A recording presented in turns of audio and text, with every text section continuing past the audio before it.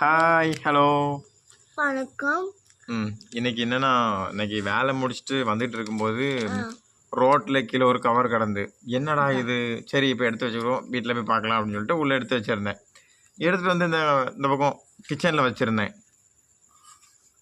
இப்போ அந்த கவர் பிடிச்சிட்டியா? ஓ அதில் வாடகை இருந்திருக்கு. என்ன எதுவும் ஸ்மெல் வருதா? சும்மா சும்மா சும்மா வடை வாங்கிட்டு வந்து கொடுத்துருக்கேன் இன்னைக்கு. நல்லா இருக்கா? மேகா நீ என்ன கேட்டா? மேகா நீ என்ன கேட்டா? வடை. நீ வடையா கேட்டா? என்ன? சாக்லேட். Very good.